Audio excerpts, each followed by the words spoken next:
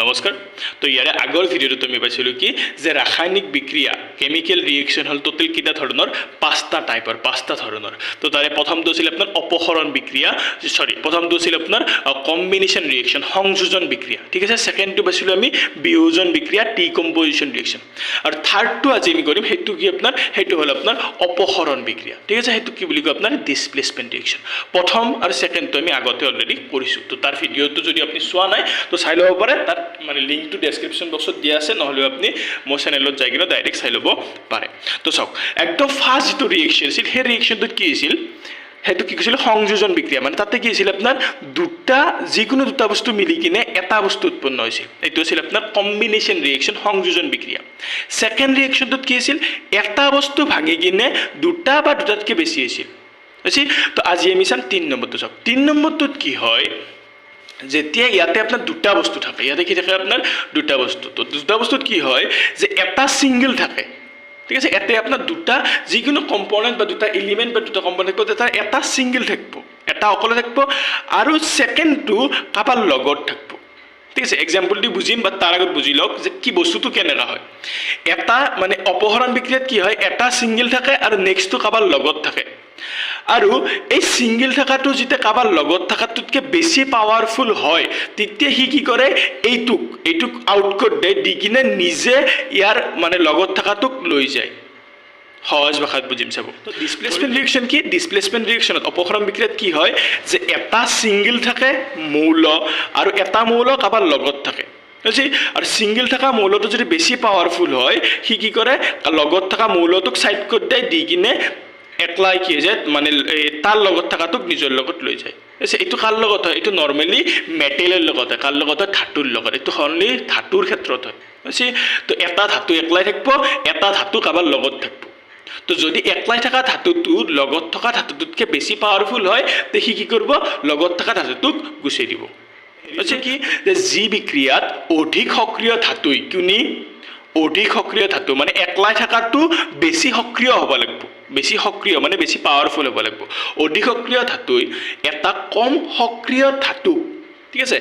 মানে কাৰোবাৰ লগত থকাটো কম সক্ৰিয় হ'ব লাগিব কম সক্ৰিয় ধাতুক তাৰ যৌগৰ পৰা যৌগ মিন্স কি সি কাৰোবাৰ লগত আছে ঠিক আছে যৌগ মিন্স কি কাৰোবাৰ লগত আছে মৌল মিন্স কি সি একলাই আছে তো এতিয়া কি হৈছে যেতিয়া এটা অধিক সক্ৰিয় ধাতুই এটা কম সক্ৰিয় ধাতুক তাৰ যৌগৰ পৰা মানে সি কাৰোবাৰ লগত আছিল যৌগৰ পৰা অপসাৰিত কৰিছে মানে আউটকট দিছে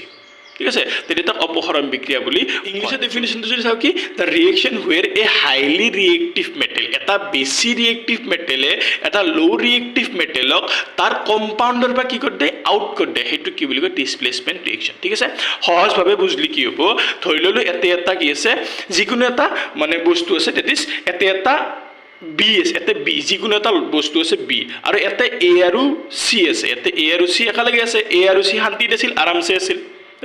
কিন্তু বিটো এ চিৰ ওচৰত আহিল অহাৰ লগে লগে কি হ'ল যে বিটো যদি এতকৈ বেছি পাৱাৰফুল হয় তো কি কৰিব সি এক চিৰ পৰা দূৰত পঠাই দিব দি কিনে চিটোক নিজৰ লগত লৈ যাব আৰু এইটোক আউট কৰি দিব ইট ইজ ডিছপ্লেচমেণ্ট ৰিয়েকশ্যন অপহৰণ বিক্ৰিয়া বুজি পাইছে তো এইটোকে কি বুলি কয় অপহৰণ বিক্ৰিয়া আচ্ছা ইয়াতে আমি এটা কি চাওঁ এক্সাম্পলটো কি দিয়া আছে Fe মানে আইৰণে কাৰ লগত ৰিয়েক্ট কৰিছে কপাৰ ছালফেটৰ লগত তো কপাৰ ছালফেটৰ ৰিয়েক্ট কৰোঁতে এইটো Cu দে কপাৰ এতিয়া আইৰণটো বেছি পাৱাৰফুল নে কপাৰটো বেছি পাৱাৰফুল আমি জানিব লাগিব আচ্ছা জানাৰ কাৰণে আমাৰ চেপ্টাৰ 3 ঠিক আছে পেজ নম্বৰ 45ত চেপ্টাৰ 3 আমাৰ এখন লিষ্ট দিয়া আছে লিষ্টখন মই লিখি দিছোঁ তথাপিতো যদি কোনোবাই চাব খোজে চেপ্টাৰ 3 পেজ নম্বৰ 45ত চালি হয় মানে ক্লাছ 10ৰ কিতাপখনৰ পেজ নম্বৰ 45 চেপ্টাৰ 3 লিষ্টখনৰ মতে কি সবচে বেছি সক্ৰিয় ধাতু হ'ল কে মানে পটেছিয়াম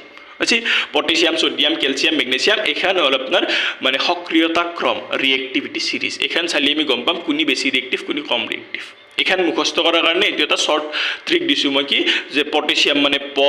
সোডিয়াম মানে স প স কে মানে ক্যালসিয়াম মে মানে মেগনেছিয়াম এ মানে অ্যালুমিনিয়াম প স কে মে এ জি মানে জিঙ্ক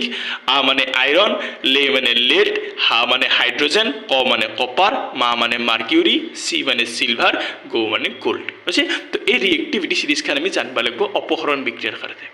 ঠিক আছে এইখন বহুত ইম্পৰ্টেণ্ট আৰু এইখন পেজ নম্বৰ 45ত আমাৰ ক্লাছ 10ৰ কিতাপখনত দিয়া আছে তো এই ৰিয়েকশ্যনখনত চাই কিনে গম পাম যে ওপৰত থকাটো বেছি ৰিয়েক্টিভ তলত থকাটো কম ৰিয়েক্টিভ চাওক এতিয়া আছে আইৰণ আৰু কপাৰৰ ভিতৰত ওপৰত কোন আছে চাওক আইৰণটো ওপৰত আছে কপাৰটো তলত আছে তো বেছি পাৱাৰফুল কিনি আইৰণটো তো যেতিয়া বেছি পাৱাৰফুল হ'ব সি কপাৰক কি কৰিব কপাৰটোক আউট কৰি দিব দি কিনে সালফেটটোক নিজৰ লগত লৈ যাব কি হ'ব FeSO4 আৰু কপাৰ বেচাৰা কি হৈ যাব একলাই থাকিব